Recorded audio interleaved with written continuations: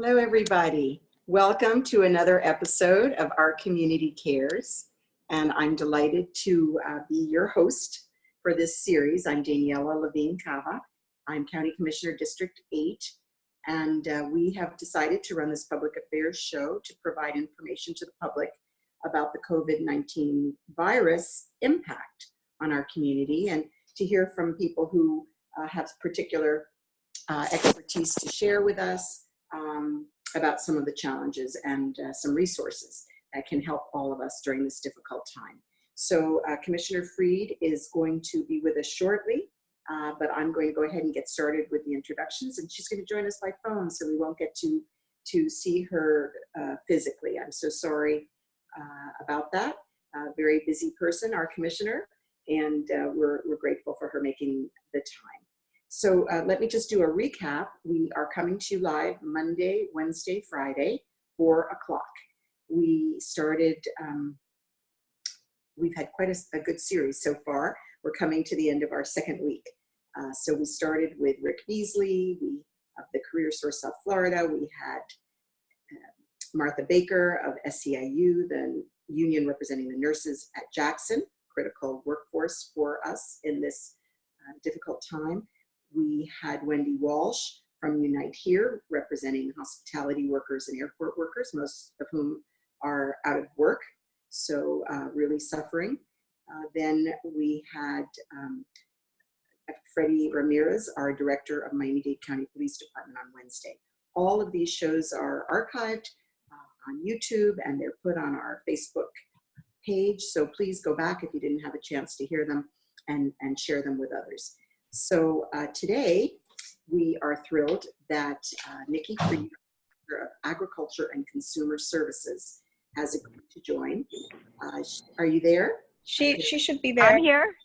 Hello. I'm here. Very good. Welcome. Sorry. Welcome. Thank you, Commissioner. Sorry, it's got to be via phone and not via a Zoom video. Yeah, we understand you're busy representing all of us statewide, so you have big responsibility. And actually, just to start out with that, your office, the Office of Commission of Agriculture and Consumer Affairs, or Community Consumer Services, excuse me, has a very broad mandate. We're going to focus on agriculture, not exclusively, but I know you do other things. Could you just give us a little overview of the range of services and supports you provide? Sure. Especially during the coronavirus, our offices are providing a lot of services to the state. First and foremost, we oversee the $1.3 billion food and nutrition program for all of our schools. So knowing that before the schools even closed, our office really jumped into action and made sure that we were coordinating with all the school districts, and we had asked for waivers from the USDA to make sure that each of our districts and us could start up what's called the Summer Break Spot program. Which means that we'll be providing food through our Summer Break Spot program and allowing each district to create their own specific what's best for their community. And so we've been working with all of our districts since the schools have been closed to make sure that not a single child goes hungry. So we've been coordinating with that. We feed over 2 million kids, 245 million meals throughout the year, both for breakfast and lunch. And so what we've done is not only got the program up and running, but also created access to where those break spots are actually located. So people can either text us at 211-211 with the subject of Florida Kids Meals, or call 211, and then we can give everybody the correct locations of where they're in their communities. So that's first and foremost what we made sure was not a child was going to go hungry when the schools closed. And we also allowing it for 18 and under. So typically it's for just only those kids that are part of this reduced and free lunches and breakfast. We are saying we irrespective of you're already on the program, we are going to just, if you're 18 and under, you're getting a meal. We also work with all of our food banks to make sure that they are providing food to the communities, not just for the kids, but obviously the communities.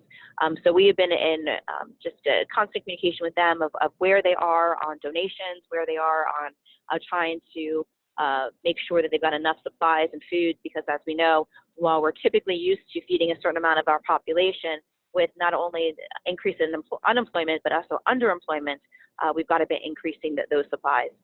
We also oversee all of our gas stations and grocery stores, so we've been putting out consumer awareness, making sure that all the grocery stores have hand sanitizers and protocols in place. Same thing with our gas stations, making sure that they know for the gas station pumps that there's trying to have hand sanitizers or some type of wipes on there. We also are in daily communication with all of our ag producers across the entire state, and I myself with all of our other counterparts across the country to make sure the food supply is constant and steady. And so we have not seen any issues there, but we are working with our ag producers to make sure that there's not any issues that they need from the USDA or from the federal government for additional waivers of transporting the foods throughout the state and throughout the country, making sure for H-2A workers, which is a big issue for so many of our ag producers, that there are waivers in place and the extensions of visas and renewals on a quickly basis, and making sure that our H-2A workers are allowed to rotate to different commodities and different grows if that's necessary. So we are, up and running and providing services throughout the whole state. And well, my team is working overtime to make sure that the people of our state are fed and that we make sure that there is a food supply that's steady and constant through all of this. Excellent. Thank you so very much, Commissioner. And I just want to remind our viewers that we're going to take questions from all of you towards the end of the program. And if you would put it in the chat, you can push the upper right-hand side of your screen, and there's a place to put chat, and we'll be reading through the questions and comments. And I note that our agricultural manager is on the line. Hello, Charles. And quite a few other friends that I'm so happy to see, even virtually. We've got Paul Damari here, and we have Arturo, and many, many friends. Great to see you all. So, Commissioner, just to focus a bit on what's top of the news, the coronavirus, and I know you've been working to try to influence Congress and the relief package to farmers. Could you say a little bit about what you asked Congress to do and how that's going? Sure. We actually, earlier this week, had a full Florida congressional delegation call in which we were going through some of the issues that we are seeing on the front lines here in the state and telling them things that we were going to be asking for from leadership. And everybody was very supportive. Some of the things that we have been asking for, making sure that there is still finances coming down to fund all of the school nutrition programs, because as I said earlier, that we know that more and more people are going to need this help. And so while we are typically used to feeding just in the summers those that are on free and reduced meals, now that we're opening it up to everybody 18 and under and for a longer period of time, we need to make sure that there's federal dollars coming down for our school nutrition program. Same thing when it comes to our food banks, making sure that there's money that is coming down to get into the food banks and get that dispersed. Some of the other things that we are pushing is to really allow a lot more of our local buying, fresh from Florida produce, knowing that we've got so many of our growers out here that have been struggling to get into the grocery stores, really giving some more emphasis to our food banks and to all of our schools to make sure that they're buying locally, and a lot of that directive comes from the federal government. Also, increasing of SNAP benefits with programs, flexibility again on the H-2A visas.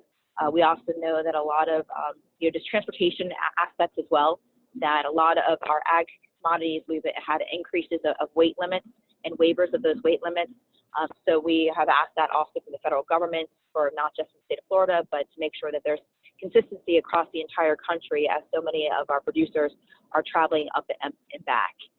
Those are just a kind of snippets, but we've seen a lot of support for ag. I think this is a time when the entire country is realizing how much they depend on agriculture from not only just throughout the country, but here in the state of Florida, and making sure that we are strong and that we are steady is critical as we go through this. Excellent, and I certainly hope that you're right, that this is going to create a new awareness about food security and the importance of growing local, and it could be a real shot in the arm for our agricultural industry. What are you hearing from farmers around the state right now during this? We have a conference call with myself and all of our ag producers every 48 hours to check in with them to see what they're hearing, what they're seeing. We actually put out yesterday a guidance of workers on the field to make sure that if somebody is sick out there, that they're taking them off and that they're quarantining them, and to make sure that the food supply is also safe. But everybody seems pretty confident. We're finishing up most of our harvest. We're down to really blueberries and citrus at the end of our tomatoes. But we are hearing, we heard from actually earlier today that Miami-Dade, the Dade County Farm Bureau, that we have a lot of our produce that's sitting in warehouses because unfortunately, when a lot of our restaurants have decreased their buys, and that's their direct sources of getting the food to is the buyers. So we're seeing that. So we're working on other angles, that when we're hearing that their supply chain has decreased, we're trying to put it into other hands, like the food banks, like the schools, and really making sure that our ag producers that are producing all of this food aren't left stranded with all of this produce that they can't get out. Okay, so hopefully we'll have some solutions, because I know some of our farmers have just been donating the food, which of course is welcome, but we need to keep our farmers in business as well. Correct. Okay, and we do have a number of farm experts on the line, so hopefully they'll raise any questions in their chat that we could get down to specifically. But let's just ask this question. What about farm worker advocates? They're saying that some of the farm workers are being laid off, particularly in the nursery industry, as of course, all of the home improvements are on hold here. And any recommendations what we could do to avoid evictions and loss of farm worker community during this downturn? Yeah, we're trying to make sure that with all of our ag community, including nurseries, that they are part of the essential list of all of the mission criticals, to make sure that they can stay open even if we have some type of shutdowns in either the county, the city, or the whole state, which is what I've called on. And so we're trying to make sure that they stay. But yeah, we are definitely hearing a crunch from the nurseries, because a lot of them during this time this is wedding season, and a lot of them were growing and producing to get ready for the wedding season, and all those graduations and weddings have all been canceled or postponed. So they're suffering. And one of the things that we're also doing for a lot of the nurseries is their insurance premiums are due soon, and so we've asked USDA to either waive their insurance premiums for their crop insurance, or to at least postpone the payments as we get through this. That's one of the things that we're doing, but certainly we are not here, because everybody's producing on the other ag commodities. If there are people out there that are losing their jobs in the nursery industry, they really should be looking at potential other opportunities in agriculture, because agriculture is still strong and still producing the essential foods and produce that we need into not only the stores, but the farmers markets, the food stores. Right, right. Well, certainly our farmers are very resilient. We know that, and I'm remembering that when we Absolutely. had, the fruit fly problem, and so many in agriculture crops couldn't go forward. Many of the nurseries did pick up employment, so maybe we can do it in reverse this time. Okay, so moving on to some of the other functions of your department. You talked a little bit about consumer protection and obviously fraud and scams, price gouging. Those all fall under your rubric as well. Can you tell us what's going on with that and how you're addressing it? Yeah, and we unfortunately see this uptick after any natural disaster. We saw it after Hurricane Dorian. People take advantage of individuals during times of crisis and times of need. And we have made it very clear that we have a zero tolerance for that. But unfortunately, people take advantage of situations like this. So we have definitely seen an uptick in different types of fraud and scams that are happening.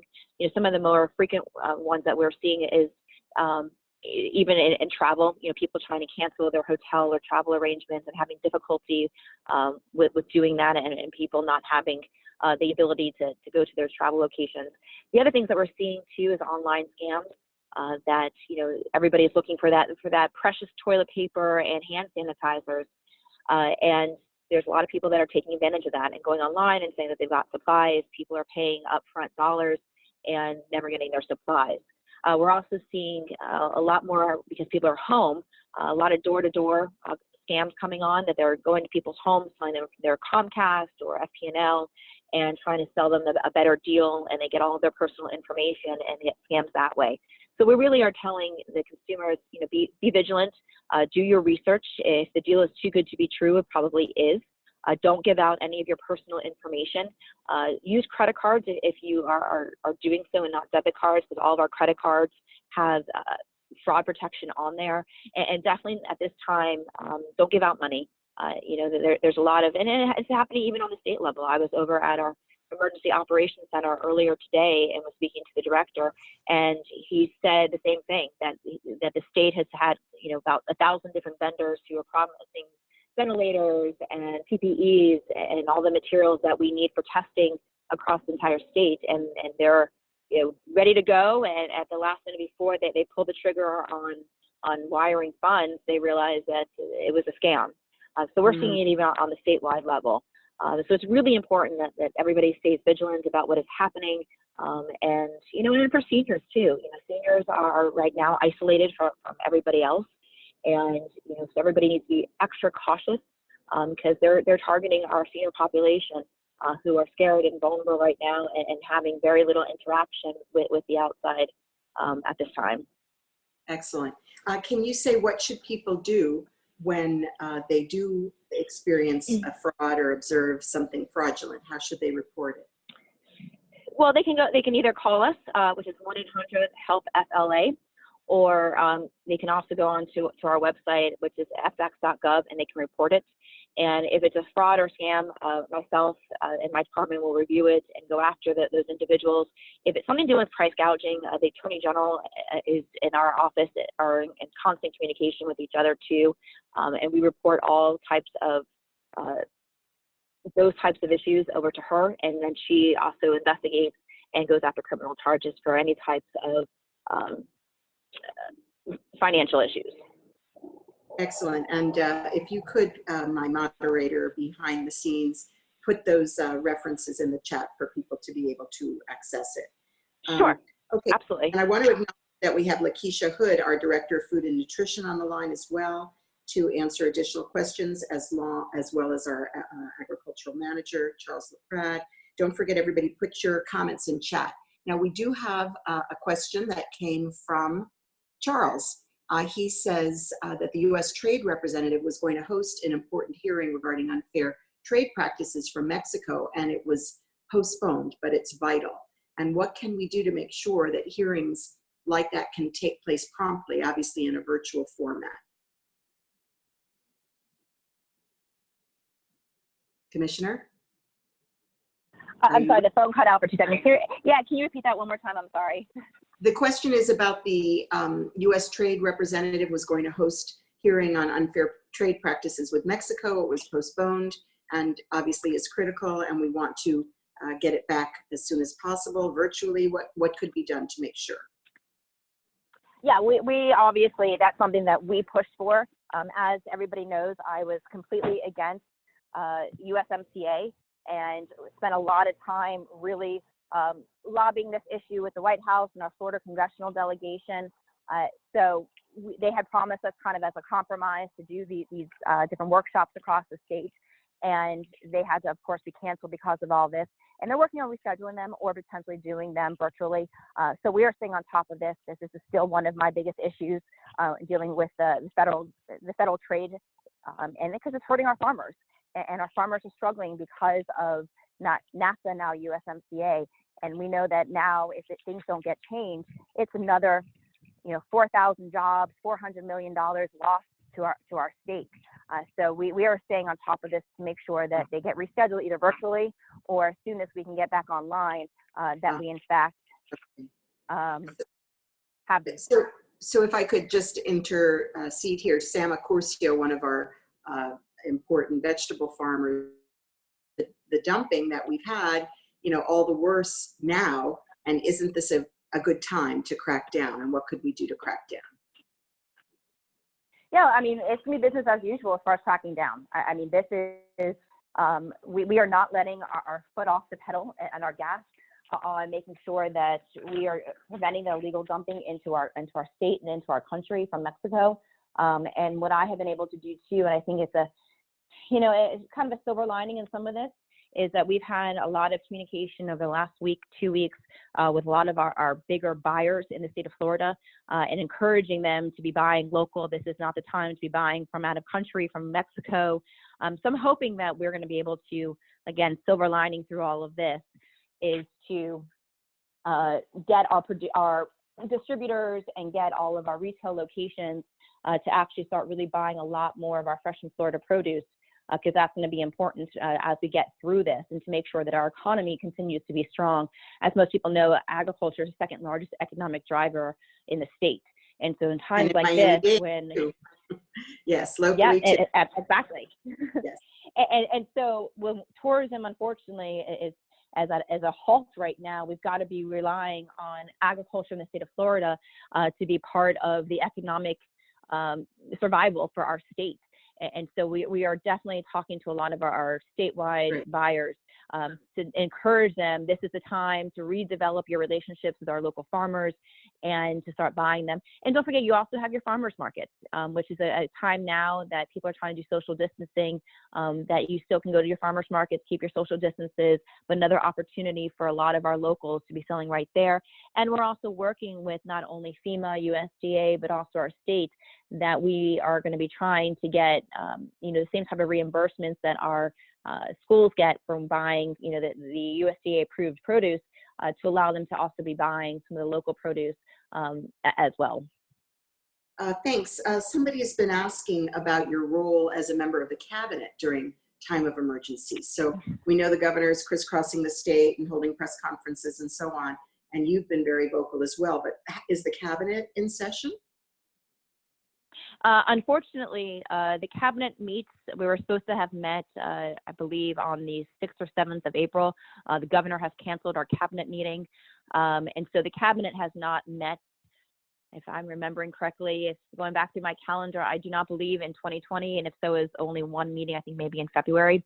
So unfortunately, the cabinet, we all have our individual responsibilities, because, we're independently elected, all four of us.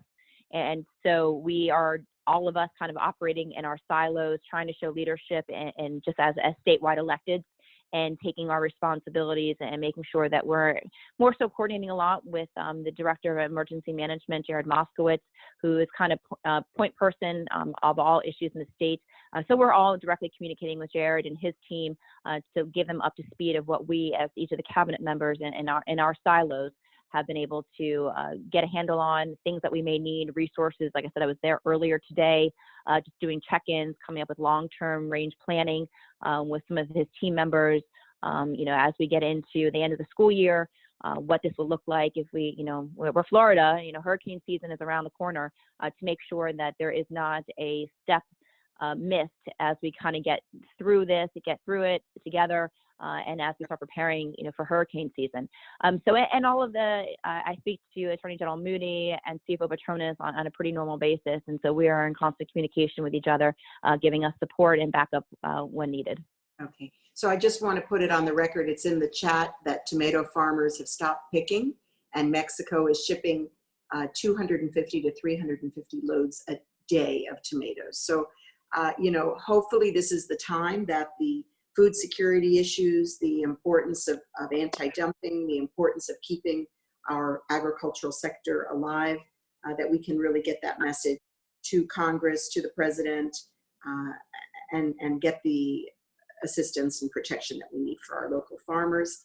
We need them now more than ever. And an idea that came from this call so far for the county to look at the purchase of some of this excess produce that we could possibly distribute, because we're working on food distribution, not just prepared meals. So let's explore that. I want to shift before we let you go to your role with the nonprofit sector, because many are going to be turning to nonprofits for help during these difficult times. And we know that you play the role in making sure that our charitable sector is transparent and honest. And what do you say to people about their participation in charity at this time? Yeah, it's the same thing that I was saying earlier about when people were in disasters that unfortunately scammers take over. We saw that after Hurricane Dorian. I can't tell you how many pop-up nonprofit organizations that were trying to help disaster relief out in the Bahamas. And so it's again, you can go, we have a special section right on our website, fdac.gov, that people can go to check out the charity that they may be trying to give donations to. Every charity has to be, a nonprofit has to be registered with our office, and we do our due diligence before we approve their application to make sure they're legitimate, make sure where the money is going to. Ask lots of questions. Ask questions of who exactly is getting this money. What is the procedure? You also don't want to make sure that 90% of your donation is going to administrative costs. And be mindful of that. Or you can go to to the ones that like your food banks. I was actually on a town hall yesterday with one of the other members of Congress out in the West Coast of Florida, and people were saying, well, I don't need that $1,200 or $1,500 check that's coming from the federal government. What do I do? Like, how do I give it back? And I have not heard that there's a return to sender on these checks, but what people can do is cash the check and either go buy groceries for your local food banks, or go and actually contribute that money to the food bank so they can purchase foods. So there's going to be a lot of opportunities to go to the organizations that are actually been already involved in the communities. And that's kind of where I would suggest people to go to first, because we know that there's going to be need. These food banks across our entire state, 80% of what they give out is from donations, whether that is donations from individuals, donations from restaurants, or from food stores. But as we know, individuals are keeping all their foods. Then in the same respect, restaurants aren't having excess, and neither are the food stores. So their donations are basically halted. And that is not, and this is mission critical, considering that we know that so many more people are going to need the services of our food banks and our nonprofits. So we are asking people to go and to give to these food banks. And if you have the financial capability to do so, donate online or go get food and go deliver it to your nearest food bank. This is also a time when people want to give and to step up. And I think there's a lot of opportunities to do that. Thank you. And let me mention that my office puts out some email alerts, and today we just issued our Community Cares newsletter. If you haven't received it, if you're not on our email distribution list, you can send us your email in the chat or get in touch with us after. We want to be sure that you have access to a very comprehensive list of resources, but also ways that you can give back, as the Commissioner is saying. So Commissioner, I want to be considerate of your time. I know you have national interviews to take as well. We're very grateful that you've joined us. Do you have any closing comments or anything we've left out you want people to know? Sure. I just, in closing, we're all in this together. Your state and local officials are doing everything they can to get through this, to make sure that we are doing it safely, and that, like in my realm and my responsibility is making sure that we're feeding our kids and feeding our population.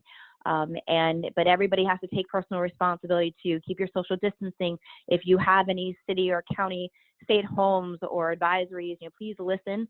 And also asking people, please don't hoard food. The food supply chain is constant, it is steady, secure, and all you're doing when you're hoarding the food is you're really preventing those elderly who go to the stores and there's nothing there, or to those that have immune compromised systems that have to feel like they need to go back because they didn't have the food that was there. And same thing with those who are on the WIC program. There's only a certain amount of foods, types of foods and brands that people on WIC can purchase. So if you're going to some of the Dollar Generals and some of the other stores inside of your communities and they're clearing out their shelves, people are actually going to go hungry.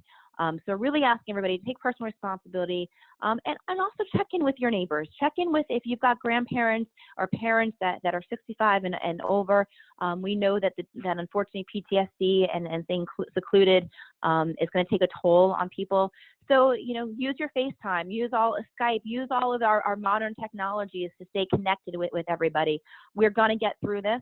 I promise, and we are going to be a better society on the other end. So thank you, everybody. Be safe out there. My office is always available for any questions or concerns or things that you want to bring to our attention.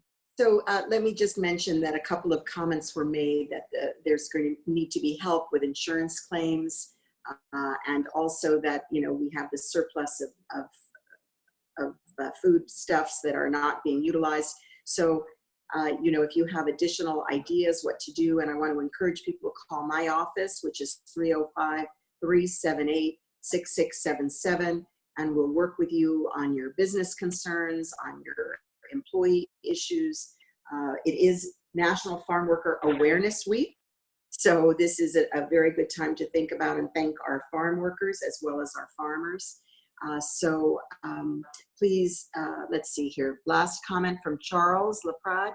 Nurseries are suffering greatly as this hits during their highest sales time. What can your office do to help get the word out that this is a good time to garden and landscape homes, resorts, and businesses? So how to promote the industry even during these trying times. So we'll let you finish with that comment, if you don't mind, Commissioner. Sure. We actually are putting out, we were talking to our marketing team actually earlier today, is putting out those kinds of videos, putting it out there like this is a great time to be outdoors, like in your backyards, teaching people how to garden. And so so we are going to be helping with the marketing aspect of that, kind of like we did with orange juice a week and a half, 2 weeks ago, how good it is for your vitamin C. We're going to be trying to market that as well, to really be encouraging people to still go to your nurseries that are going to stay open. From everything we've heard, they're still part of the essential list that's going to be coming out from the governor's office. So they're going to be open, and it's we will do our job to try to get the word out there, and encouraging people to, yes, go outside. It's good to get fresh air. Go into your backyard. Teach your kids how to garden. It's a great family exercise, and an opportunity to really bond over something as beautiful as nature and being in the outdoors. Yes, thank you so very, very much. And this was a wonderful session. I know we could keep going, but you said you had to get on another interview, so we don't want to keep you. I want to let everybody know that this will be archived. We'll go to YouTube and then post it on our Facebook page, so let others know. And of course, we'll continue to funnel questions through our staff and to the Commissioner's office. Next week, we're going to focus on mental health issues. We're looking forward on Monday to having a mental health expert on the show. On Wednesday, we'll have legal services to talk about landlord-tenant issues and what people can do during a downturn and they're having difficulty paying the rent. We do have a moratorium on evictions in Miami-Dade County, but we do have to figure out how we're going to deal with this in the long term. And then on Friday, we're going to look at unemployment insurance, unemployment compensation claims. So I want to thank the Commissioner once again, and also you've been such a strong advocate for stay at home. I want to thank you for that. I think that's the way to go, and you've been urging the governor to do that statewide. So far, it's been episodic in cities and some counties. So with that, everybody, be safe, be strong, be kind, and we'll see you soon. Thank you.